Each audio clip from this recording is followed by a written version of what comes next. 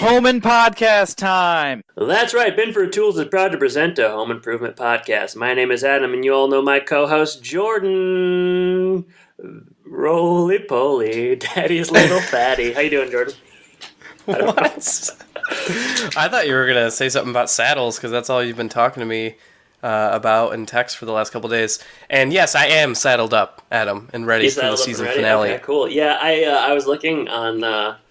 I was looking on iTunes, and I noticed that our first episode for this season came out on September 4th, so that's like 7 months ago. Can you believe it? That's a long season. Yeah. Ooh, I'll baby. tell you what. So, and it feels like 7D months.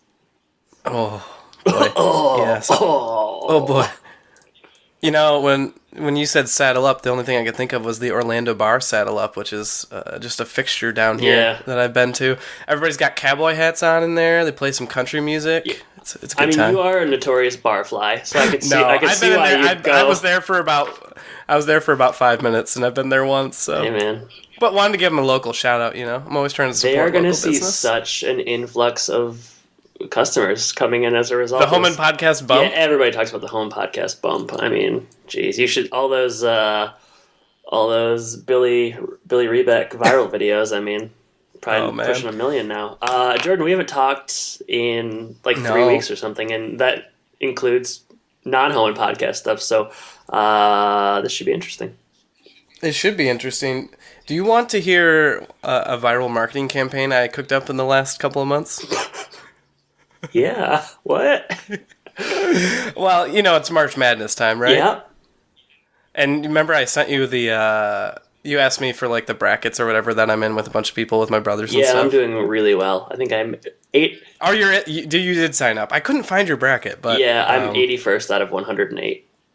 Yeah, I'm probably right there, too. But I don't know if you noticed, but the name of my bracket... Oh, I did notice. Yeah, okay. Go ahead. Okay, so I named my bracket thehomeimpodcast.com. This is a bracket group full of, just to give the listeners a little bit of background, it's over a little 100 people. I think it's like 108 people, like you said.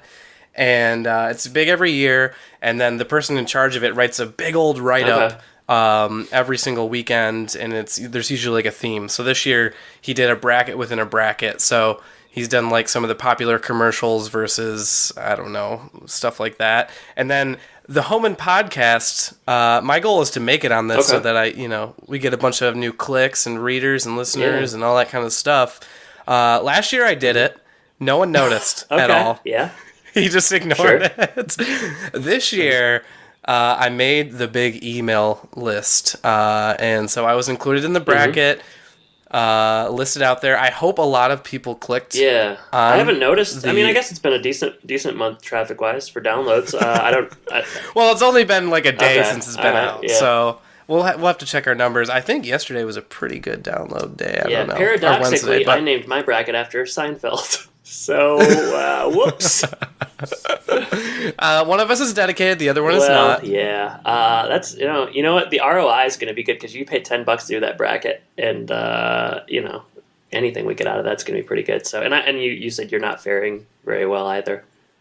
I'm not faring very well, so I won't be at, like, the top of... And I did lose in the bracket, the fictional bracket contest I was put in. Okay, that's too bad. But I was mentioned, and that's what we're hoping to. These are the type of campaigns that we have to do because, what else are we going to do? We can't afford to do anything else. No, we can't. No, we most certainly cannot. Jordan, speaking of affording things, I'm taking a trip next weekend. You are? It's just a weekend trip. That's a pretty quick trip. Indeed, it's a Thursday to Monday kind of thing. Yeah, extended. Let's call it a long weekend. I'm heading. Ooh, where are you going? Heading to Mount Rushmore. Oh, they have Airbnbs right inside the heads. Yeah, I'm staying in Washington's Eye. It's like at the end of Richie Rich, where like they're inside of Mount Rushmore. Yeah, that's kind of the only reason I'm going. I want to find out if that's true or not, if there's really stuff in there. No. Seems like a worthwhile trip. Yeah. I'm going with my parents, so just the three of us, so TBT, Throwback Thursday vacation. Well, are you going to reach out to Jared? No. Nope, sorry.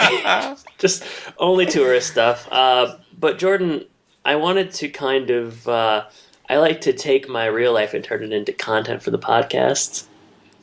I'm glad you do. So a question I posed to you yesterday via email between work meetings was, what is your fictitious television Mount Rushmore? And you immediately followed up with, I don't understand the question. Well, I just wanted to make sure. I wanted to clarify. Are we talking about the actors or the actual characters? Because those are two different things, obviously. And what did I say? You said characters. Characters welcome, USA. So yeah, this is an interesting premise. I was glad you gave me a little bit of a heads up so I could think a little bit about it. I don't watch a lot of TV necessarily, so I think I think my list will be a lot less maybe varied than yours will. So mine's probably like you could probably guess 3 out of my 4. I'm guessing. Yeah, there's one that I think we will both have, but without further ado, Jordan, let's get into it. Let's go 1-1-1-1-1-1-1-1. How's that sound? Two at the end. 1-1-1-1-1. Jordan, start, and in no particular order, but who is face 1 on your fictitious television Mount Rushmore? Face 1. I want to leave the one that I think we both have till the end. So I'm going to start with probably the first TV show that I really, really liked and watched over and over again. That's Friends. And my favorite character on that show is Chandler Bing. So Matthew Perry makes it onto this. Okay. Good. Through all the struggles that he had, he was funny to me, and I loved his sarcastic wit, and I loved that. I can't believe my parents let me watch that show when I was younger, but they did. I think people didn't know that it's covertly raunchy. It just seems like they're just giggling around in a nice apartment, but yeah, there's some subtext, sure. Much like there is with Home Improvement. Not exactly the same, but yeah, for sure. So Chandler's first on my list, and I doubt he's on yours. Yeah, no. I'm going with the Chandler of 1960s television sci-fi, Rod Serling. Yeah. As my number 1. Anybody that's listened to this show knows that I like The Twilight Zone. It's my all-time favorite show. I like Rod on camera, obviously even more of a fixture off camera, writing, producing, never directing, but the showrunner, he's an all-timer. I'm probably never going to get a tattoo, but if I did, it would be just a big Rod Serling head on my bicep. And then when I flex, he would smoke a cigarette. Oh man, that'd be creepy. Yeah, keep it going, Jordan. Number 2. That's the Twilight Zone. All right, number 2. This is my only drama entry. The rest are all comedies for me. And we've got Don Draper. Oh, all right. Well, I also have Don Draper, so you go first. Yeah. So I kind of binged through this a couple of years ago. I didn't watch it. I think I started right when it was ending, basically, which is par for the course for me. But very interesting show, thought-provoking, different show for me to watch in general. But I'm always interested in shows, and there's another character on my list that is like this, where you have one of these characters that really should not be likable, but you end up rooting for him in some ways. Jordan, we call them the anti-hero. The anti-hero, and that's Don Draper. So John Hamm does a great job, great series. I probably need to rewatch that, but that's we rewatched phase. it last year. It's of the prestige shows, and I'm thinking prestige shows is like Wire, Mad Men, Sopranos, Breaking Bad.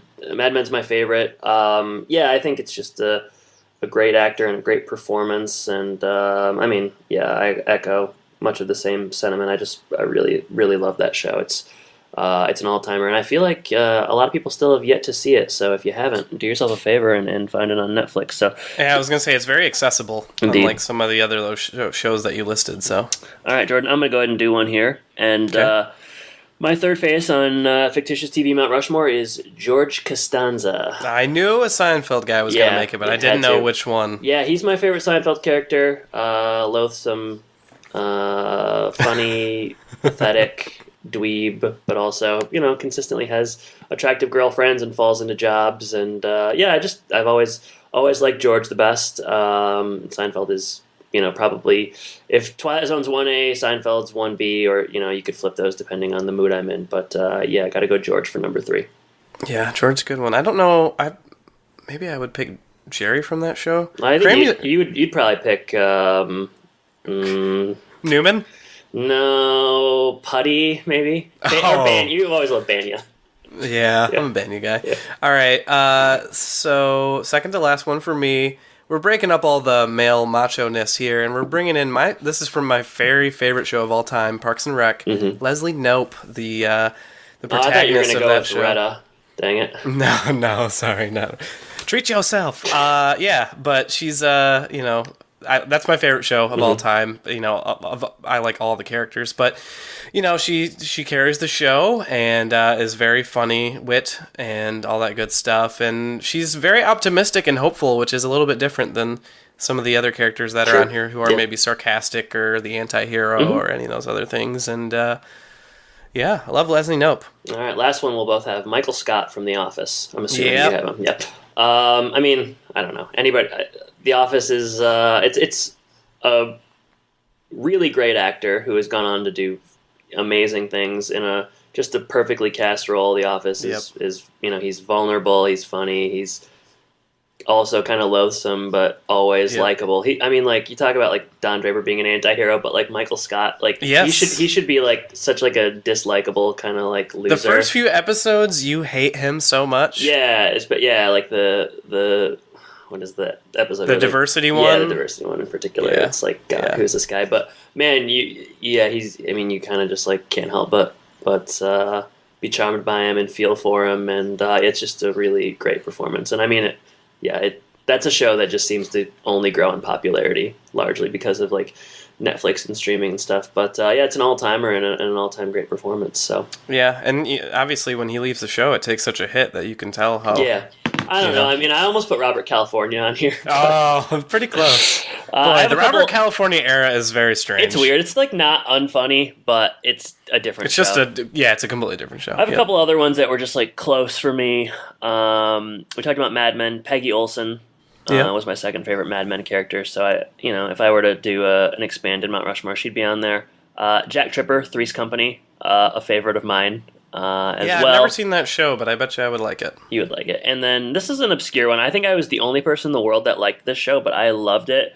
It was a show on HBO called Bored to Death from like 2010 to 2012, and the character's name is Jonathan Ames, and he was played by Jason Schwartzman. And I really liked that show, but nobody else seemed to. So I've never heard of that for sure. Yep. I'm surprised. HBO to you is kind of a luxury. So. It definitely is. I'm surprised that Sheldon Cooper didn't make your list. Is that Big Bang Theory?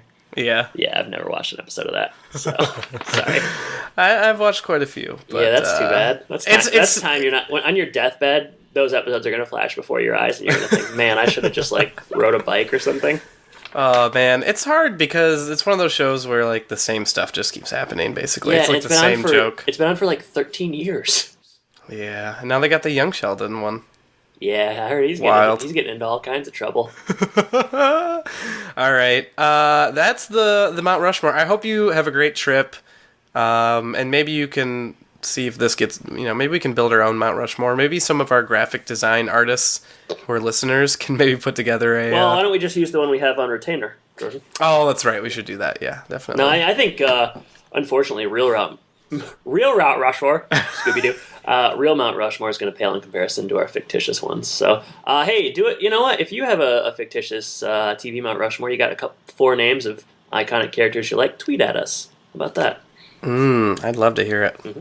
All right, you know what else I want to talk about? This is I don't think we've mentioned it yet, which is big episode. Yeah, which is on us. But this is the finale of season 5, and that means season and summation coverage as well. So we're going to start by talking about the episode Games, Flames, and Automobiles, and then we're going to get into what we always get into at the end of a season, and that's counting down. Trouble. Oh yeah, here comes trouble. Counting down favorite, least favorite episodes, guest stars, MVP, things of that nature. So we have got a lengthy full one for slate you here. Yeah, full slate. So I hope you are settled in. That's why nicely. I asked you to saddle up, because I don't want you to come in, loosey-goosey. Yeah, I think last time we recorded too, you were feeling a little under the weather. I'm coming off of a sickness here, so you can maybe hear my congestion a little bit. But I think I'm going to be able to pull through for something this important. You sound the same to me. Oh, well, good. You'll just wait till I'm hawking up loogies. So. Yeah, I'll wait. We'll have to edit that out. Jordan, let's go. Let's do it. 126 here. We've got written by Jennifer Coletta, one of those two, Celotta. This is the first episode that Jennifer has done. That's an interesting thing to put her on the season finale, but she ends up writing 9 episodes for the series. You want to know what else she worked on? Like Murphy Brown or something? No. 2 Guys, a Girl, and a Pizza Place. That's my favorite Ryan. That's my favorite Ryan Reynolds thing ever. Just kidding. Well, yeah, of course it is. Also, we mentioned Michael Scott, The Office. She wrote A Benihana Christmas. Oh, that's a good one. Wow. And Goodbye, Toby. I don't remember. I mean, Toby leaves a couple of times. I think it's the one where they throw like the fair and stuff, and Michael Scott sings like Goodbye, Toby. Okay, yeah. Benihana Christmas. That one's really really good. Yeah, it's a classic. Wow. Yeah, so I was surprised to see Jennifer on this one, so I'm excited to see the other 8 episodes from her. Yeah, me too. This one aired May 21st, 1996, and with that, it's time to get alternative. So about 16 days after Cinco de Mayo, then, you're telling me? Everything's in reference to Cinco de Mayo. It's coming up, man. I'm excited.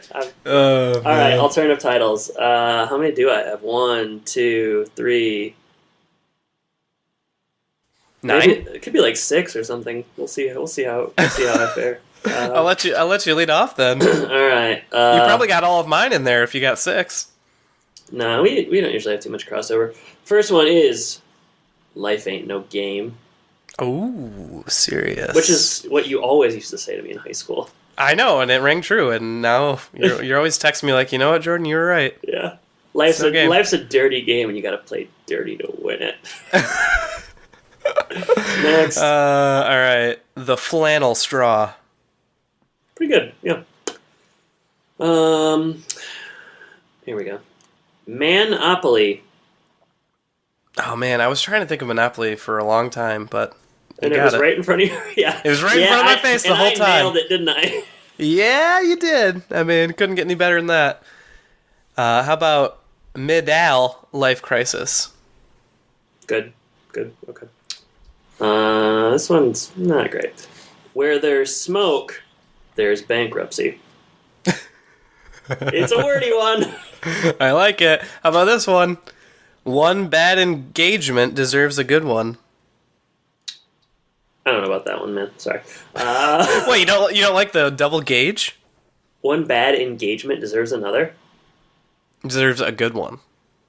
There's 2 engagements in this episode. One is gauge wires. The other one is a proposal. If you got to explain it, wasn't successful. Sorry. I just think you're not saddled up and listening. Yeah, that's it. Al Boardland. Oh, that's a good one. A lot of nameplay here. A lot of nameplay. Whenever it's an Al-centric episode, we always... That's what we do. So, I don't have any others, so do you have, 4 more?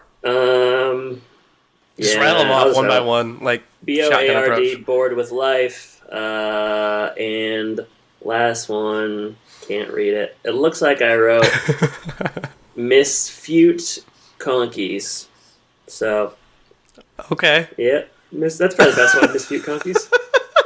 What would that be? Misfortune Cookies or something? Misfortune Cookies! Yeah! Good job, Jordan. Wow. That's how you... Right. That's the sign of a good co-host.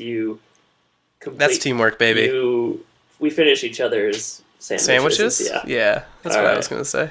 Starting off. Episode walkthrough, open on Tool Time, but backstage after show... And Tim hurt himself again. Heidi is tending to him. She's got a lot of roles. She opens the show, she displays everything, and now she's playing first aid. So she gives him a nice pack. He hurt his head. And we learn that the show is going to be off for 2 weeks. So I guess they must be, I don't know, taking a vacation for... It's like in the summer when my mom worked at General Motors. They had a 2-week shutdown. Yeah, it is kind of interesting. I guess, maybe it's like the end of a Tool Time season or something. Maybe they run it like that. We should take 2 weeks off after this season. Oh, man. Or Instead, 2. we're just going to or 2 years. Plow right. Okay, so what will Heidi be doing for these 2 weeks? She's going to be island hopping. Tim's going to be in the garage working on the hot rod. And this leaves Al to be alone at his cabin sulking. And they do this joke again where he's like backstage changing from a flannel shirt into another flannel shirt. The exact same one, too. Yep. Yeah. So Al is very depressed. He's turning the big 37, which apparently is a tender age for Al. Al thought he'd be successful at this age, but he's only a second banana who isn't creative. Tim tries to cheer him up a little bit. His first idea is like, hey, you came up with Gadget Corner. Al says, no, he didn't. And then Tim says, yes, but I took he said he took the credit. Shouldn't that cheer up Al right away, right there? But he doesn't cheer up, I guess. We got the plot to contend with, Oh, the plot. And the plot's going to thicken because Tim says, you know what, you also came up with that Tool Time game, and that was pretty creative. Mm-hmm. And that gives Al all that he can handle for the rest of the episode. You said it, Jordan. 2 things. I said things. 2 things. I think you lost yourself midway through that. 2 things I want to say. Which one do I want to say first? Age 37, typically in the Twilight Zone, a show that has gotten quite a bit of play already this week, you'll see male protagonists kind of experience midlife crises at around age 36. So really? Yeah, it happens like at least 10 times in Twilight Zone. There'll be a male character who like... And it's always 36, huh? Yeah, it is generally like... For whatever reason, 36. I don't know if Serling was like 36 when he started it, but that seems to be the age Rod Serling thinks men start to kind of question their life choices / feel like maybe things aren't going as well. Or I should tell my brother. Yeah, you should. Which one? Because I mean, depending on which one you talk to, there might be a different. Well, they're all getting close to that. Indeed. So. Second thing, I don't know how to articulate this necessarily, but I feel like there's like a phenomenon where. How do I say this? So, like, people that are 37 now look so much younger than Richard Karn did at 37 on this show.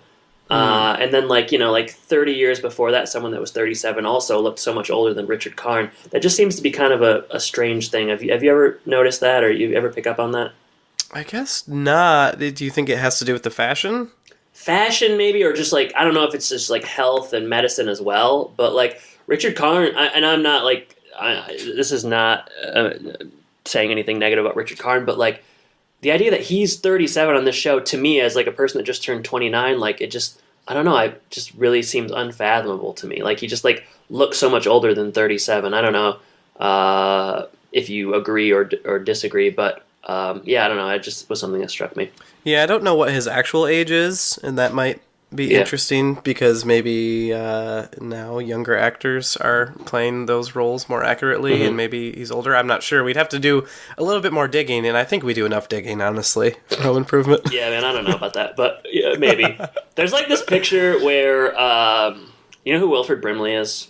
Yes. Okay, yeah, like I don't know, he's done a lot of good film work, but he's probably best known for the diabetes stuff at this point. I was going to say, he definitely is. There's like a side-by-side picture of Brad Pitt at 50 and Wilford Brimley at 50, and like, it's just the craziest thing you've ever seen in your life. Like, Wilford Brimley that up right now. Looks like 80, Brad Pitt looks like 4. It's just like crazy. Yeah, go ahead and pull that up. I'll wait. I don't see the side-by-side. I do see Brad Pitt and Robert De Niro. No, I don't care about that, Jordan. You're going to have to show me the exact picture. I do see a lot of just Wilford Brimley by himself, and you know what? He's a nice guy. He's a really nice guy, yeah. Uncle Duvet in one of my favorite Jean-Claude Van Damme movies. Next scene, Jordan. Oh my god. In the garage, Mark is helping Tim. We've seen this a couple times recently where Mark has kind of stepped up to the plate. That's because the other kids aren't on the show anymore. No, they basically JTT is not in the final 2 episodes of this year. Yeah, I don't know why, but he's not.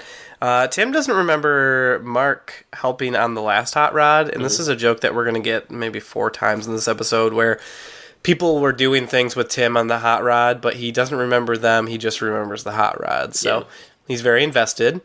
Jill comes in with, apparently she has heard about the creativity kick that Al is on now, and he's kind of gone overboard, as Al typically does in his typical fashion.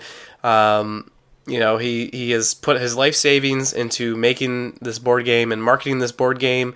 He's got 500 games in his apartment. He's got a commercial, which I was really glad we got to see, because that see's like a joke sometimes that they would just not do. Show. Yeah. Jill orders Tim to go over and fix this because she is worried that, Al is going to go bankrupt. Al is so extra, Jordan. So extra. You're so hip. I am young. What's going on next? Well, do you have 2 notes on this scene that you want to talk about? No, not yet. Next scene, I think I have 2 notes on. I'm not gonna do that every scene, but I like to bring in more than Adam, 2 notes. I like to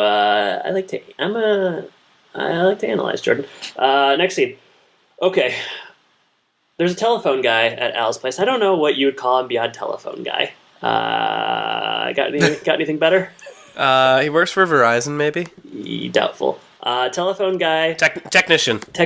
Phone technician is Bob, and he's played by Wesley Thompson. Jordan, tell me about Wesley. Wes, as I call him. From Chicago. Best known for Iron Man 3, Brewster's Millions, LA Story, and Infestation. He plays Secret Service agent Iron Man 3. 85 credits to his name. That was also his last role. He's in an episode of Boston Legal. I like that one. So basically, Al tries to make small talk about Tool Time and stuff, and Bob's not really having it. He's not a fan of Tool Time. He's not that interested in why Al's installing the additional lines and so on. Tim walks in, and basically we get the same Tool Time joke, but guess what? He knows Bob because Bob is Marge from the hospital's husband, who Tim, of course, knows from ER visits and so on. And he has Tim kind of strangely asks, you get that betting problem under control? Which isn't something you would ask someone like when you first meet them. Bob has probably the worst joke this episode where he's like, "You bet," and then he thinks about betting, I guess. I don't know. Well, he said I'd put money on it. Yeah, after that, but originally he says you bet I do, and then he's like, bet, oh no, which is just kind of crappy. He's joke. Shakes his head. He can't even say the word because it brings up too many bad memories. Then he shouldn't say it. Yeah, but I don't know. That's cute. A cute little. We're just expanding the Hiku, Home Improvement Cinematic Universe. Bob leaves. I forgot about the Hiku. The Hiku. It's basically it's ever expanding. Yeah, I heard James Gunn is going to come back to direct a couple episodes of Home Improvement. It's going to be a little bit different than the other episodes, just a little bit more fun, a little bit more... it's just silly. It's kind of silly. A little bit silly. Just a little silly. All right, okay, so he leaves. Al has got these games scattered throughout his apartment. His brother Cal is coming. One thing I did notice in this scene, these boxes for the game are massive. They're ginormous. They're huge. It's I don't know what to compare it to, but imagine the box size for a normal game and then it's triple it. It's like 7 Monopolies. It's huge. Yeah, it's pretty big. And we see, I don't know how many you see in that room, but there's maybe 50 that you see. Yeah. Which means there's 450 somewhere else. Yeah, I don't think Al has that big of an apartment, so I'm just curious where they're at. What's the cost of this game? I mean, we see the game later on, and it's got pyrotechnics and so on. How much does this game cost? Board games are. I'm always surprised by how expensive board games are in real life. Right, you get you can't get a new version of Trivial Pursuit for less than $50. So is this game This is probably 100. I was gonna say this is probably pushing 150, 200 or something crazy. It's crazy. Wow. Because you got the electric thing, and then you've got the fire, and then there's a giant board game in general. It's made of wood. Made of sturdy wood. Yeah, it's not wood. Made of wood, real sturdy. Yeah, real. So yeah, it's I did notice that as well. It's ginormous. Before we move on, I have what's the licensing deal here? Al is using Tool Time likeness and kind of just cannibalizing the show. Bud would not be happy about this. I know, that's what I was thinking. What's Bud's deal? Al's kind of gone rogue. Is he splitting this with Tim, or what's the deal? Because he certainly does not. Tim hired Al on as his assistant. He doesn't have any, right to the likenesses or anything. It's a really great question. I wish we could answer it. In any case. All right. Yeah. Talk about a plot hole. Unanswerable questions. And this woman went on to write for The Office? That's crazy. All right. He's like high. He's riding a high right now. He's so happy with himself. He's so excited. And you know what? He's finally planning to propose to Eileen. That's right. They've been together for a while now. Yeah, like almost 2 seasons. Around that time, the commercial plays. And like you said, we do get to see the commercial. How would you describe it? I don't know. It's not as bad as I thought it was going to be, but Tim seems to think it's pretty cheesy. The joke is that it's like really low budget. I thought it looked fine. It looked about as low budget as this episode of Home Improvement. I was going to say, I've seen many, many, many worse infomercials than this. Yeah, basically like every like basic cable commercial right now is on par with this, and it's, we're 20 years later. So, I don't know. Seems okay. The big problem is that he keeps making the promise of we'll ship it in 3 days or double your money back. And then later on, he makes a promise where it's like, if you're not satisfied, double your money back. So if this game costs even if it's $100, he has to pay back $200 for every shipment. And he's poured his whole life savings into this. So he's taking unnecessary risks here. Yeah, Al is, not the smartest businessman, which we've gotten earlier with the hardware store. All right, so we move from Al's apartment back to the Taylor household, and Eileen is there with Jill. They're hanging out, apparently, and when you hang out with your friends, you know what you do? You scrub some pans as hard as you can. And so Eileen is just working hard, scrubbing some pans, hanging out with Jill. Jill is just sitting by, hanging out, I guess. I don't know if this is Eileen's normal way of getting out her frustrations, but she is frustrated right now. This is what you call #girl talk. Girl talk, baby. And Eileen wants to talk about how upset she is because she wants to get married, but Al will not marry her until he's financially stable. And then all of a sudden he goes and he sinks money into this game, so she's pretty fed up with him. And Jill says, you know what, you might need to move on. He keeps putting up barriers, and you guys have been together forever, so... I mean, on the real for a second, she shouldn't even be dating Al. We've been through this before. If you think about the Bachelor of the Year episode, and just all of the, he's not a great partner, I wouldn't say. So, yeah, this is just another... This could be the straw that broke the camel's back, Jordan. The flannel straw? Indeed, yeah. I like here, so Eileen is kind of frantically scrubbing, I don't know if it's a baking sheet or something. Yeah. But Jill's she runs out of steel wool. Jill says there's more in the garage, and Eileen just goes to the garage. She knows exactly where the steel wool is. That was really bizarre, and I noticed that both times I was like, no, that's not a thing. That struck me as being very strange. I always was rooting around your guys' garage looking for whatever. I visited your house around a year ago, and I didn't know where anything was, but except for those rabbits. Well, because they were everywhere. They're everywhere all the time, baby. Just reproducing. So, Tim comes in. You better keep your baby away from that. Yeah, I'm trying to, but they're everywhere, So, Tim comes in. At this point, Eileen says, if I have to hear one more thing about the game, and we didn't say this in the last scene, but Al, as a gesture of friendship to Tim, gives... This is all Tim gets. We talked about licensing and stuff. Rights, he gets the first board game, and that's it. Yeah. So he comes in the door with this big old board game, and she's like, ah! And runs into the garage.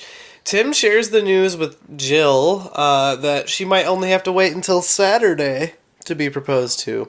Yeah. And, I mean, Tim should know better, right? Yeah, I mean, it's hard because I guess it's a good thing that he told Jill because, Jill had just told Eileen to break up with Al. Right. Which was maybe, I don't know, maybe it's sound advice, but I don't know. I'm not... I think when it comes to other people's relationships... You kind of just got to say, echo exactly what they say back to them to avoid any strife, Cause that's what you guys did with me in high school, and it didn't work out. I mean, you were really, you dated some real characters, Jordan. And if you want to go down, I just remember you spending a lot of time at singing competitions, and me thinking, all right, sure. Sure. That's what he wants to do. That's what he wants to do. To this day, I love the voice, Yeah, and you're still going to singing competitions, and your wife isn't even interested in that. So no. That's just a personal pastime. Yep. But no, I mean, you got to be careful what you say in these situations because you just don't want to overstep because people remember what what you say about their significant other when they're on a break and then they get back together and you're in kind of a difficult position. So Jill says break up, so maybe it is good that she told her that Al was planning to propose, because who knows what would have happened otherwise. It could have went real south. So but we know Jill likes to kind of meddle. Bit of a busybody. Yeah. She's a meddler. Yeah. So, but she doesn't just straight up tell Eileen. She nods. It's a bit of a nodding game where Eileen kind of, she can just kind of tell. She comes to the proposal pretty quickly. Like, she comes back in from finding the steel wool that she knew exactly where that was located, and then Jill kind of backtracks and is like, maybe you shouldn't break up with Al. And Eileen's like, is it because he's proposing? Like, that's a sizable leap, I would say. Well, I mean, they were just kind of talking about it. If they weren't just talking about it, it wouldn't be on her mind, I guess. But Jill makes it pretty obvious that, something significant is going to be happening. So, I don't know. It didn't strike me as, like, too crazy. Eileen is very excited. Yep. And she runs out, and it's kind of funny. She's very happy now. She passes Tim after just kind of shrieking a moment ago, and he says something about it being a roller coaster. It's a good line. Mood change, baby. She leaves. Tim very quickly can tell, because Jill is just, she's done this like 100 times, so. Yeah, she's acting very coy, and she's like slowly kind of wiping the table, trying not to make eye contact, and Tim immediately knows what has happened. The jig is up. The jig is up, man. The jig is up. In the background, I don't know if you noticed, but Mark's just hanging out in the background, breaking into that game, and he says, let's play, guys. Let's play. Tim says, no, I got things to do, until Mark says, I'll let you be Tim, and that's enough for him to come over to the table and play, and Jill hops in Mark as well. Should have said? What? Life ain't no game. That would have been really weird. Life ain't no game. It would have been that's something he'll say in 2 years. Yeah, I was gonna say it would be foreshadowing, pretty good foreshadowing, but yeah, it would be strange right now. They initially, they play the game. We've seen this before. It looks about the same, and everyone likes it. Has some funny things. It's only funny if you've seen the show, but that's the only reason you would buy the game, right? It actually seems like kind of a bad game. Like, what's the point? Like, you pick up cards and then like one you of them just is move like across the board. Yeah, like that's not fun. Yeah, it needs another element, but they're trying to keep it simple for the viewers in this episode. Yeah. And nothing's more simple than an electric car that goes into an ambulance little, I don't know what you would call it. It's supposed to be a hospital, maybe? I got just a hut. Yeah, a hospital hut. Hospital hut. Catches fire. Yeah. It the fire like switches to, I think maybe I'm wrong, but it switches from an actual fire to like kind of a CGI fire at the end. Yes, yep. Yeah. It just continues to grow, and they're trying to blow it out. Seemed unnecessary, but I guess it was a decent fire on its own. Why? Yeah, I don't know why. Like, if you can't tell the difference, like, it was kind of a negligible change, but whatever. Next scene, Tim is very astute in this episode. He very quickly notices that the fire stems from improper wiring. Yep. They were supposed to use, and maybe I'm getting my numbers mixed up because I don't talk about wiring very often. You talk about gauge size all the time to me. I still don't really understand that, but for the sake of time, I'm not going back. I'm only moving forward. The game is using 24 gauge wiring. It needs 18. Something like it was either 24 or 26. I don't remember, but yeah, somewhere in the 20s. So yeah, and it's a problem. And Tim kind of assumes that if this one is busted up, then maybe they all are. He calls Al. But, the game is so popular, the hotline's busy. We get a voice message, and Al is again making promises that if you're not satisfied with the game, you'll get double your money back. So Tim very quickly says, I got to go over there and fix this. Yeah, and he goes over there right away. Later at Al's, phones are going off the hook. You got Cal there, and Cal and Al are wearing the same shirt. Cal Drogo. Yep. Tim asks, have you tried playing the game? Have you noticed any of the... he's trying to let Al figure it out on his own a little bit. Yeah. Because I'm not sure exactly why. I guess he doesn't want to share necessarily right away, but I think he's trying to tiptoe around it because he doesn't want to rain on Al's parade. I guess so. Yeah. So, he says no, they haven't played the game. They want to break into it as like Al hasn't even opened the game. It doesn't seem like. Seems like bad QA to me, but when you order he doesn't really go through this very well. We already talked about Al's not the greatest businessman in the world. So when you say QA. What do you mean? Like just quality assurance, check to make sure everything works, all that kind of stuff. I'm not in that world. I guess I've not heard that acronym. Yeah, I'm just speaking a different language. Just like you're what were you labeled as? One of our reviewers said, the academic. Yeah. All right. I wonder if they kept listening. That's what I wonder. Well, yeah. Go ahead and don't reach out if you are. Wait. Go ahead. All right. So, Al has not. No, there's bad QA, as Jordan would say. QA, yeah, The QA is just very, very poor.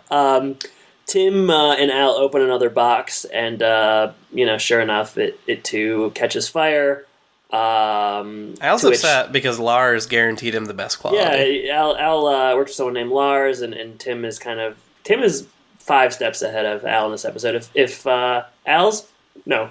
Tim's playing chess and Al's playing checkers in this one. I always get it mixed up. Al's playing Parcheesi. Al's playing the Home Improvement board game. Yeah.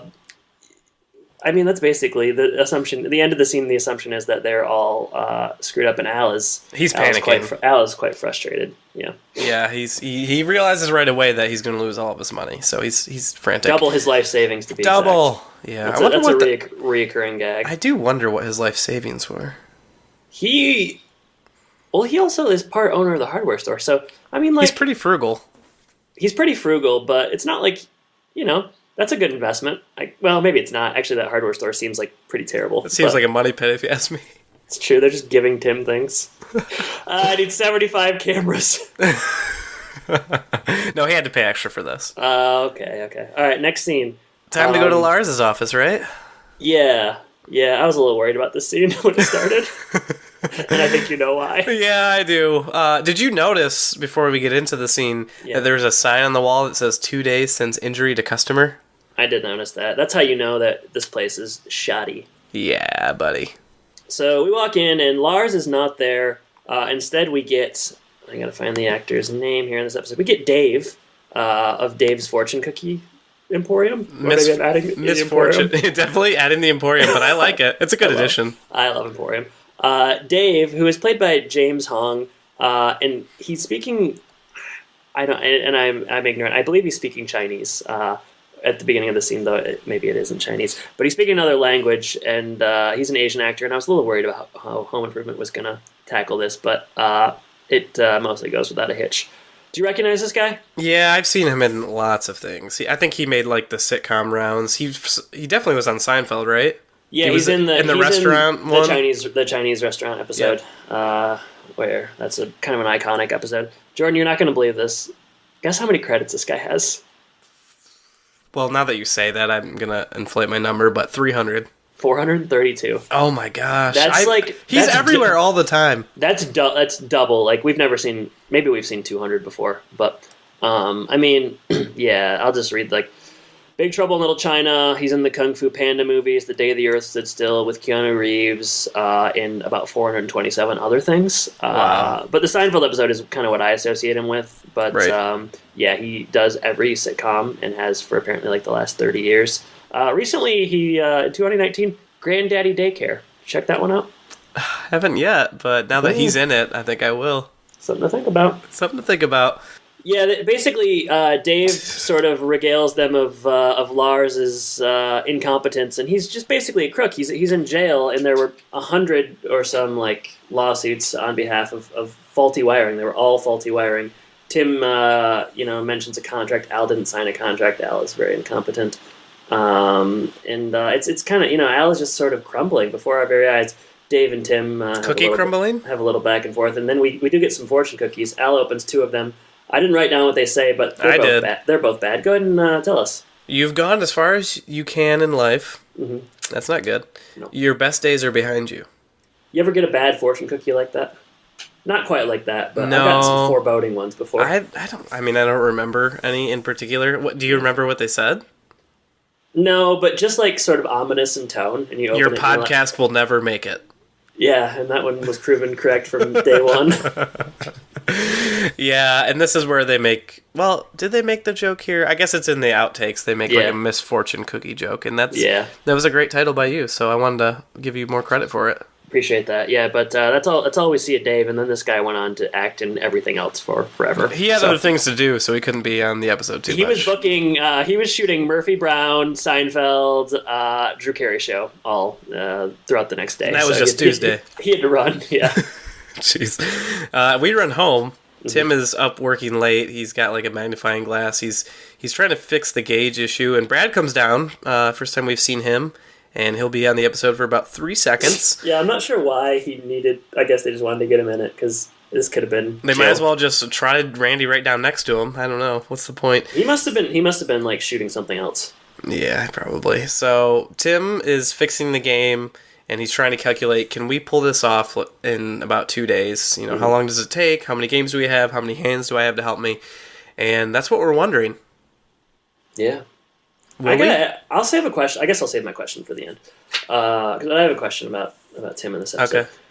All right, so we cut to Al's apartment. Whole squad showed up. Jordan done got the squad. Poor Heidi left her island hopping trip to do this. I didn't even think about that. Yeah, no, I'm not doing that. No thanks. I mean, Al's a good friend, I guess, but like, no, that's okay. We got Heidi, Wilson, Cal, Jill, Eileen. Tim, not the kids though, and Tim has trained them on how to fix this, which would have taken some time in and of itself. But Tim's kind of the foreman here. He's done the math, and he's like, Heidi's very good at it. Jill's not. There's a joke about how Heidi or how Jill stacks up compared to Heidi, and basically though, like after 11 hours working in over kind of a sweatshop scenario, a little bit. They've basically fixed every game. Wilson has been particularly helpful, and he's tried coffee for the first time, and he's firing on all cylinders. Jordan. Oh man, he's talking a mile a minute, and it's funny. He's bringing in like his little quips. references, quips, and so on, but like not for long enough to really make sense, and he'll just kind of meander away, and he's like, Tim cuts him off. But he's like, I need chocolate now, and all this kind of it's stuff. It's funny. Yeah, I did think it was a good use of Wilson. Al arrives after being kind of a baby, like he escaped to his cabin. We didn't talk about this. He's like, I'm just gonna go be alone for a little bit. So he did what all men do is he went up to Houghton Lake to just kind of think about things. That's what I do. I mean, we do that all the time.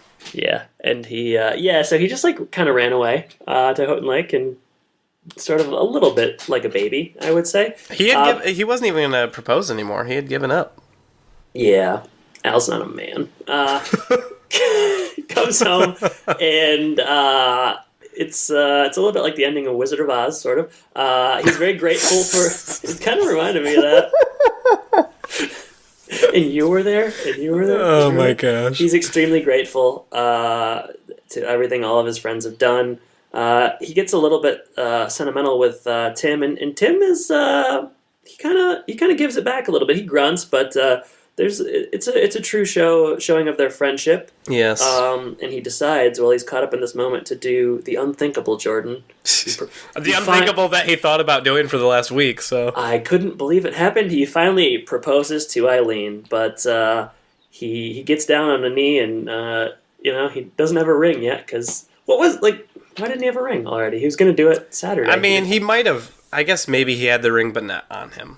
Not a lot of ring shops at Houghton Lake, I can attest to that. But my guess is, I mean, if he, like you said, if he was going to propose, he would already have the ring, and it's probably at least somewhere in the apartment, if he didn't bring it with him to Houghton Lake, but what do we know? So he uses a tool belt from the game, and... it fits. It fits. Eileen, at 34, is finally getting married, so she's no longer an old spinstress.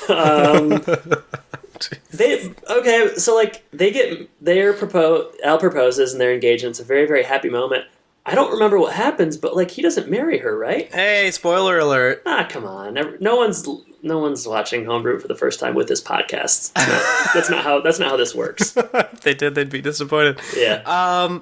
Yeah, I know. This is a really cute moment. They do it in the season finale. They play it up at the end here. Do you remember what happens? I have no idea. I have no idea at all. So we're going to see this unfold in the next couple of seasons. This is the first legitimate, this is going to be I'm going to be shocked to see how this plays out, because I don't know.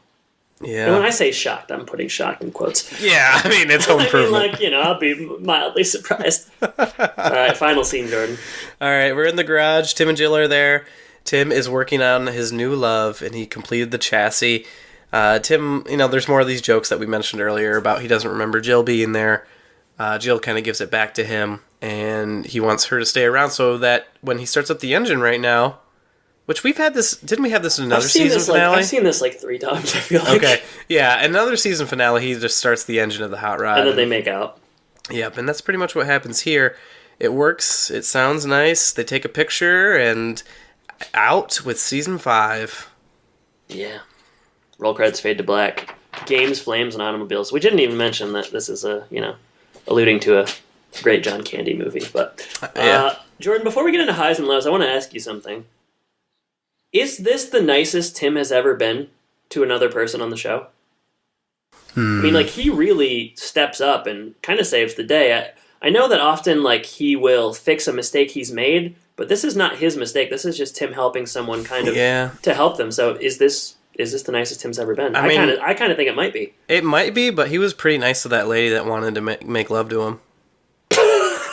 Yeah, but we'll talk about her a little bit later. But in all seriousness, I couldn't think of another time where he kind of did something like this without being backed into a corner. There were a couple. I feel like there's a couple episodes like this where Al is doing something stupid and he tries to go to bat for Al or help him out, and goes out of his way to do that. But yeah, this is probably the nicest, and you can imagine just all the work that he had to do here, and we saw bringing the gang together to get him working and all that kind of stuff. So yeah, I would agree. This is a banner moment for Tim, really, and Al and their friendship, and we see it in that last scene, second to last scene, where there's some grunting and some hugs, and it's pretty emotional and heartwarming. You said it, Jordan. Highs and lows. A nickel for your thoughts. Yeah, I think this is a pretty good episode. I think it's a good one to go out in on the season. Another pretty solid episode. I liked, obviously we talked about how we liked what Tim does here and how much of a good guy he is.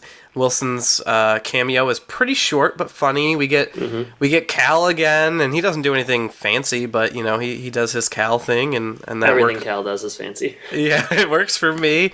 Jill is not necessarily great in this episode, but she does have some funny one-liners.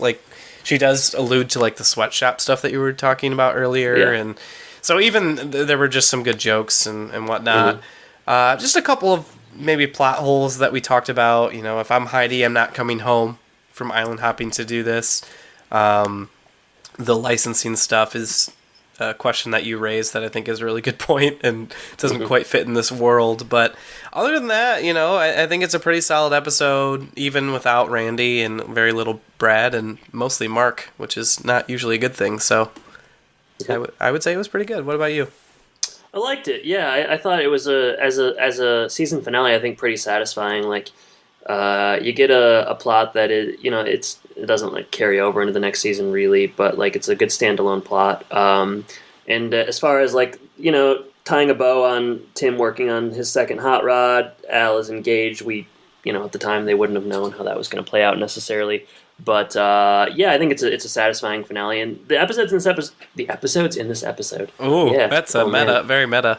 The jokes in this episode are quite strong. I mentioned the bet one that I didn't really like that, but there are quite a few good one-liners and so on. I got a kick out of a lot of those. Tim is very likable in this one. I always like to see Tim be a nice boy, and he was. A nice boy. Yep. Wilson's stuff is good. I didn't mention this, but Jill wears a vest in one scene, and she looks great. She does look great. She's got some high-waisted jeans on. She's wearing a vest. I would say maybe she's never looked better. So that is a positive. Lows, like you said, Randy's not in it. Brad comes down kind of for a perfunctory appearance, and the logistics don't necessarily add up. But they often don't on this show we call Home Improvement. Let's just say I'm glad that Benny wasn't in that apartment, helping them put Gage stuff together. You wouldn't have enjoyed a joke where Benny is eating a hot dog and spilling mustard all over the wires or something? Yeah, that's one thing we didn't need. So just shout out to Jennifer for not including Benny in this episode. And yeah, Jordan, that's a wrap on season 5. Wow, a wrap on season 5, and you know what that means? Yeah, it's time to talk season in summation. Season in summation. And you just, I mean, this is your favorite moment, I think, of every season, mostly because we're closer to the end of the podcast, but also you love to recap. So I look forward to the season and summation bits because, celebrating the end of a long season, and maybe it means we're one step closer to the end, but I don't know, I just like to look back at the season that was. The season that was. A very long one, as you mentioned earlier. Started in September and made it all the way almost to April, so I guess this will come out in April, so yeah, it's been a long one. So we typically do top 3 episodes, bottom 3 episodes, maybe some honorable mentions, guest stars, MVP. You talked about really bad episode titles, so where do you want to begin? Jordan, talking about season 5 just as a whole, I'm going to say this now, I'll probably say it at the end, but I think top to bottom, the best season of Home Improvement we've covered. Yep, and I wasn't ready for that, so it was a pleasant surprise for me. I think we've just, in our ratings reviews and stuff, we've talked about which seasons have the highest ratings, and I don't think season 5 necessarily was quite at the top. No, it's maybe starting to trend downward, but I had a difficult time with best and worst episodes, and so on. I had a tough time with best, and finding like some really bad ones was also sort of difficult. But I think we should get into it here. Let's go ahead and start with the worst episodes of season 5. All right, first one that came to mind for me was Oh Brother.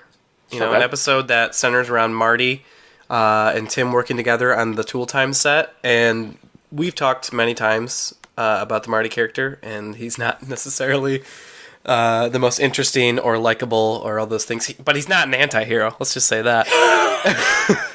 He was almost on my television Mount Rushmore, but yeah, didn't quite make it. Couldn't quite crack it. Yeah, that episode was just not really interesting, and Marty is kind of like, Tim's helping him out here because he lost a job, and his brother, has a wife and 2 kids, and Marty's just kind of like, I don't know, put off by everything Tim does instead of grateful. So it was really hard to watch. I can jump in here as well because this is one of my bottom 3 as well.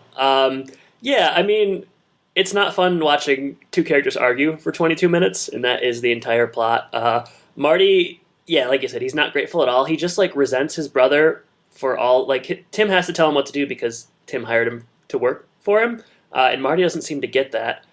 This is a lot like Marty at the first time we meet Marty, he's about to bail on his twin daughters and he's hiding outside the bar. This is sort of the sibling to that episode. It's just Marty being ungrateful, kind of complaining. We do get Angela in this episode, the Angela character who talks really fast, which is okay, I guess. But an episode built around Marty, those never really work for me, but this one in particular is quite brutal. Yeah, I think this is by far for me the worst episode of the season. I was, like you said, when I was looking through the rest of them, it was harder for me to maybe separate the next 2 in my bottom 3, but this one came to mind right away. So the next ones, I made the list, but I don't necessarily feel as great about them. Okay. And the next one that I put on there was Jill's surprise party. Ding, ding, ding. I also have this one. Yep. Mostly this is a low because this is the last that we get Marie Morton. Oh man, yeah. This maybe should be the lowest of the season because Mariangela Pino gone, but not forgotten. Yeah, no way. We'll never forget her. So this episode, Tim has everyone for a surprise birthday party, and she's off trying to find something of her past and finds a piano, which we'll get more episodes with later on, and I don't know, it just wasn't that interesting of an episode to me. We've had a couple episodes like this where Tim tries to throw a party for Jill. The episode title is pretty bad as well. Yeah. And it's a lot like the blow up episode to me. I don't know if you feel that way as well, but I like that she like goes and visits cousin Henry, and like there's like jokes about how weird the piano is, and then she gets home and it's just like, I don't know, it's kind of, the whole thing is just sort of deflating. The whole the arc throughout the season that Jill is bad at piano, like, seems like the writers think that's really funny, but I don't know that any of the viewers do. I don't know. Yeah, this viewer doesn't.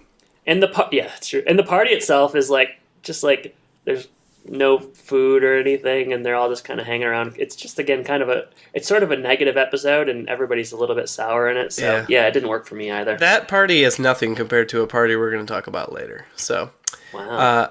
Yeah. So last one. Let's see if you got this third one. Man, if we had the same bottom 3, that would be pretty funny. It'd be pretty impressive.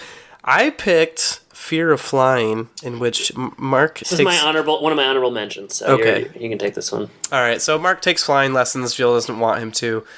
Jill, we talked about piano lessons. This is that's like her whole thing in this episode is I'm terrible at piano and my kid can't do anything, and she's fearful. So it's just not really that interesting. We do get Bower socks again, so I guess I don't know if you view that as a good or a bad, but it's like a so good it's bad kind. It's like Jay Leno, you know, being on the show. Like I don't know. It's watchable, but in like a car accident kind of way.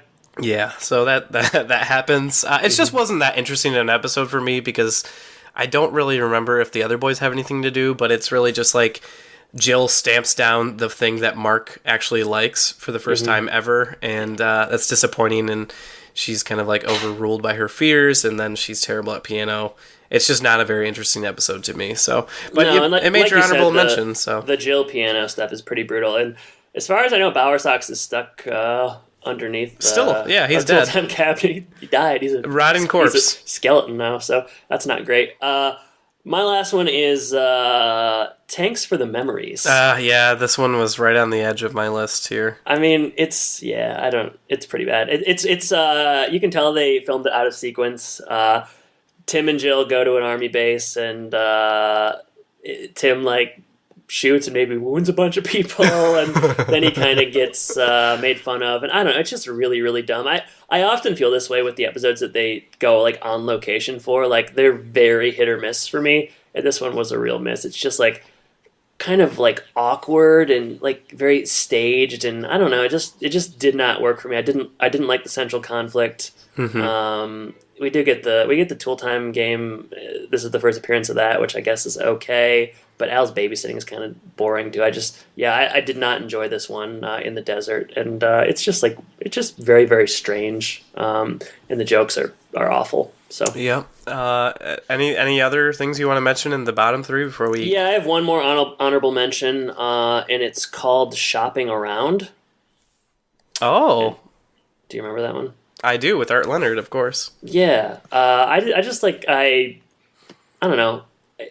I think the episode isn't that bad. I just was really kind of PO'd at Art Leonard by the end of it.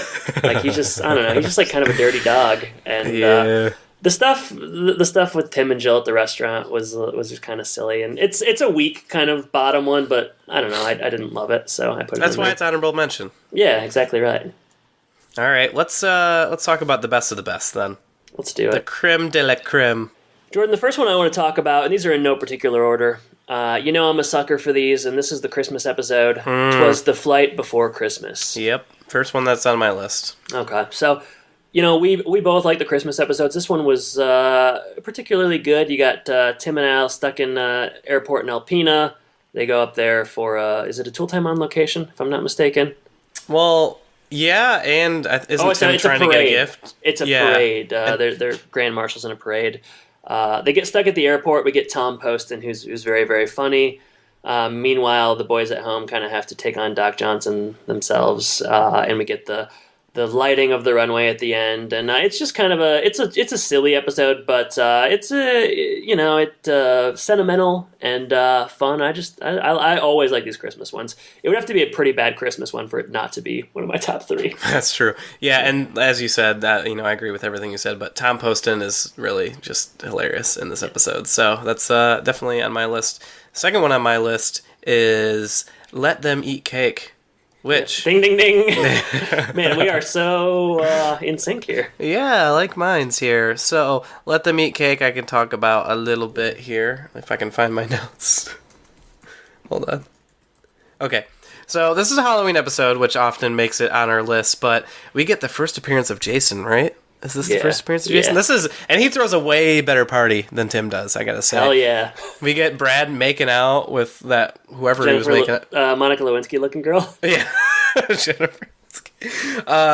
So yeah, and Mark's sick at home trying to cause trouble. But yeah, I mean, there's the award show here where Al is dressed up as a mouse, which is pretty funny. Mm-hmm. And, you get the parents coming home and catching their kids. So it's just a good episode. We get some Cooking with Irma angst as well. And just this episode works for me. My favorite kind of angst. Yeah, I mean, like, it's it's the party that kind of brings it home. It's not especially like Halloween-y. There's no spook. It's not spooky necessarily unless you think underage drinking is scary, which scary. Some people might. PSA, hey, never did it, never will.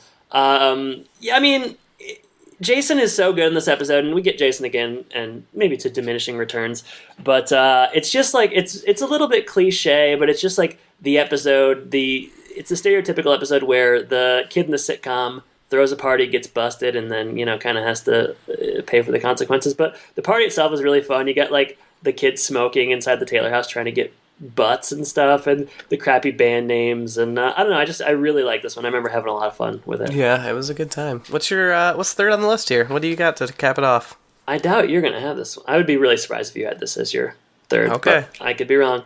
Jordan, I'm talking Ion Tim. No, this is not my last one, but yeah let's talk about it. I said we watched it, but I don't know. It just it was a sexy episode, Jordan. Steamy. It was steamy in all the right ways. This is the one where Tim, there's the, like, I don't know, just like local report done on Tim, and the reporter gets a little bit too close, and Tim is not a good boy in this one. Tim is a bad boy, and he doesn't shut her down. He acts like he doesn't understand what's happening until the very end, when things get saucy and she kisses him, and I don't know, this one was just like a time bomb waiting to explode, and hey, I was happy when it did. Yeah, I think the only thing we talked about that we didn't really love in this episode was Jill being sick and like when she's drunk, basically. The drunk acting is kind of brutal. Yeah. Yeah, but other than that, yeah, it's a good episode, and I can see why it made your list. So, my last one, I really struggled with this one. I didn't know. Those two seemed very clear to me to be tops. Mm-hmm. Yeah. The next ones we talked about how the season was pretty just good all around, so I couldn't really come up with a third one that was just clear cut for me. So I picked the vasectomy one for just kind of different reasons. I liked, Harry and Tim bonding here a little bit. Yeah. And, we get a lot of Tim being mocked at the store. There's some good jokes with the snipping. The guy running out of the doctor's office is funny. All that kind of stuff. And I like the little bit of the subplot where Randy is voted best butt and he does his his best butt dance and stuff like that. Yeah, that is funny. That was pretty funny. So it's just a couple of memorable moments there that helped me make it to the list. Cool. I have a couple honorable mentions here. Yep. One was A Taylor Runs Through It. It's the start of the season. I moved it out for Ion Tim, but it's I don't know. It's not like a very good episode, but like, I don't know. They're just having a lot of fun in Michigan. They're actually in Michigan, and it's mostly montages, but I really liked it. You love the montage, so I do love the montage. I can see what. Yeah, they're like running on the dunes and golfing and fishing and all that stuff. So, another one I had was Chicago Hope. That is where they go down to Chicago. They sing the karaoke, get some Beatles action. That's a good one. The episode itself isn't that good, but the karaoke iconic. Karaoke's iconic, so you got to have that in there.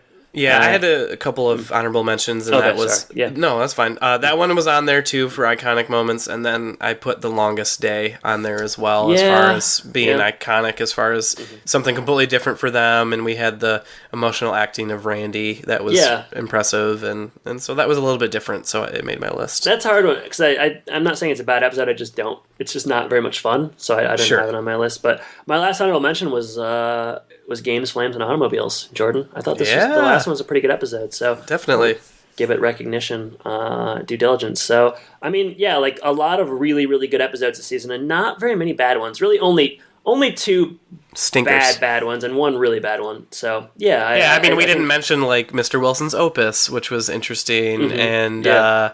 Despite the terrible name Engine and a Haircut 2 fights, you got the Romeo and Juliet stuff and the Brad's new haircut. High School Confidential is solid. The Bud Bowl is good. So there's lots of good ones in here. The Look, is a good one. Iconic as well. Yeah. So Randy gets a new room as well.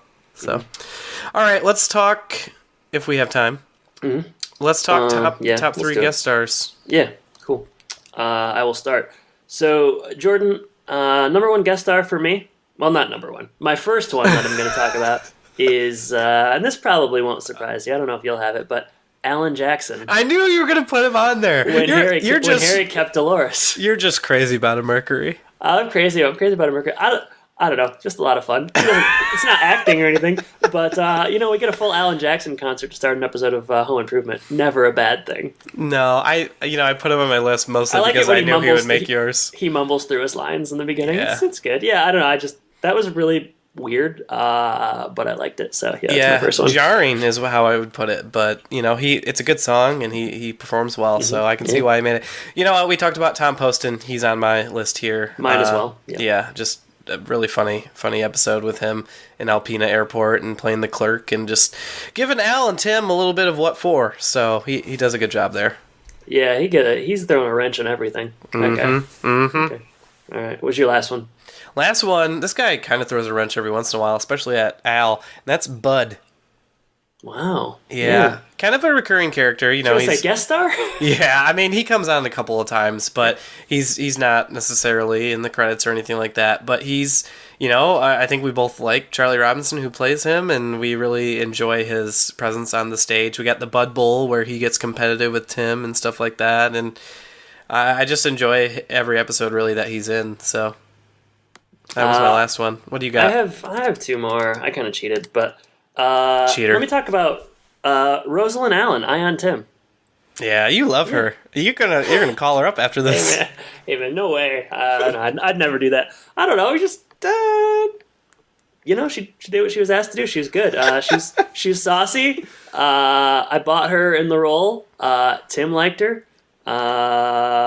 You like anything Tim likes. Yeah, I don't know why. I like this episode, I guess, and I don't know. She was memorable, that's for sure. She was memorable, and it was a good turn. She's a good foil, man, she really put some moves on Tim, and he doesn't know what happened. No. And the last one, that I would say she's more of an honorable mention. My last one is Jason. Heck yeah. I mean, he's as good as it gets. And I'm not talking about the Jack Nicholson movie. I wish you were. Yeah. No, he comes on, and we loved him in the first episode he was in. Not necessarily as great in the second episode, but still, brings it. And I think he takes the Taylors in that episode was one of my guest titles. Jason takes the Taylors? Yeah, that was one of my alternative titles. So, yeah, he was good and a welcome addition and a bad influence on Brad, which, we need that every once in a while. Yeah, but Brad, we see in the second one that Brad, he's not going to take those answers. That's true. Not that bad. Jason's played by Jared Paul as well, we should mention. But, he's just funny. He's just a funny guy. He is. So, last thing you wanted to talk about was bad episode titles. I got bad episode titles, and I also have a season MVP. Oh yeah, season MVP. Let's. These will be quick. So my worst episode titles, two of them, Oh Brother. Yep. And Engine and a Haircut. Two fights. Yeah, that one's on mine. And then I mean, you're not gonna agree with this because you love this episode, and we've just talked about it pretty much the whole time in the summation. But Ion Tim, I didn't think was a very good episode as well. So I mean, it's pretty stupid. It's just like Ion Detroit, and then Ion, yeah. So it's pretty stupid. All right, let's talk season MVP. But really, Engine and a Haircut, two fights is the worst one maybe we've ever had.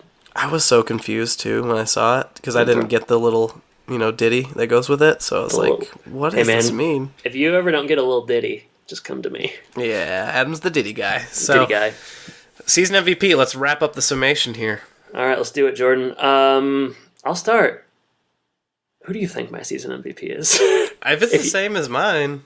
If you had to guess. Who would you say? Who was the actress who plays in Ion Tim? Yeah, it's gotta be Rosalind Allen. I mean, she's just great. I would choose Nancy if I could, but no, my season MVP is Randy. Yep, me too. Wow. Okay. All right. Big season for him. Big season. You get episodes built around him. Most notably the cancer scare episode, but you also get he goes to high school. He does the butt dance. He's doing Shakespeare. He's interested. He's getting girlfriends. It's a big season. I think JTT is probably he's at his height. Maybe this is Teen Beat JTT. He's on the cover of all those magazines that you probably still have some of. And he's just really, he's. I don't mean to disparage the other kids, but he, he's the actor that stands out of the bunch. There's a reason he was the most popular. We've all got JTT fever this season, and Randy he steps up. He steps up to the plate this season. MVP. Knocks out of the park, Jordan. He sure does, yeah. And I think the only other thing you didn't mention was he gets a new room, and that was another episode built around him. But yeah, he's just, maybe not height-wise, but he's head and shoulders above the other other ones. As a short guy, I'm surprised you're making such jokes. But. We're kindred spirits in that way. But yeah, he's by far, my season MVP, and happy to have this season in general. So good season, Jordan. It was a pleasure covering it, and some really good episodes here. So yeah, looking forward to what comes next. That's right. And what does come next? All right, let's move on to Sean's social media corner then. If you want to reach out to us, go to thehomeandpodcast.com. You can go to Twitter and Facebook at Home Impodcast. And if you would like to get our bonus episodes, which we do monthly, we did a Twilight Zone episode. There will be a preview of that coming out shortly. You can go to patreon.com/homeandpodcast and support us for as little as $1 a month. And if you don't have $1 a month, that's fine. Or you don't want to give $1 a month, that's fine. Go to iTunes or your podcasting app and give us a review. Leave us a review, tell your friends, all that kind of stuff. And Adam, with that, let's talk about Twitter and this ginormous poll that you've been talking about. Jordan, poll this week. Ever been burgled? What I thought was a typo at first does in fact seem to be legitimate. We got 69 votes on this one, which is a new Home Podcast record. That's like triple what we usually get, at least. Yeah, for a question that I honestly put about 3 seconds of thought into on the train heading into work, very tired. But you know what? The Home Podcast listeners rallied around it. So 69 total votes. Ever been burgled? I don't know why you thought the 69 was so funny. You kept texting about it. 28%. I thought we were doing pretty good not to mention that, but you had to bring it up, didn't you? You know me. 28%. It's just like a 420 joke. You just can't let it go. Jordan, I'd like to talk about the poll if possible. Do you want to talk about the poll? Because I'm just going to keep interrupting you. 28% have been burgled. 72% have not. But I have some stories here from listeners. At Stwoey33, yes, last Christmas Eve we went to get presents out to wrap and someone had stolen our son's PS4. Pretty much ruined Christmas. Sad face emoji. That is sad. That is super sad. Why do people got to be a Grinch? At Thorn Thoughts, who's recently engaged. Hey! Found out, just like Al. Found out on Instagram from his girlfriend, the way you want to find out your best friend is engaged. Says, someone stole my brown Zune in college. It's probably a collector's item now. Zune. Did you ever have a Zune? No, but I remember his Zune, and he was pretty proud of it. I think he never mentioned it in college to me. Probably was stolen by then. He hedged his... He thought, you know what? iPod or Zune, I'm going to go Zune, and he made the wrong choice. Final story comes from at Dr. Headley.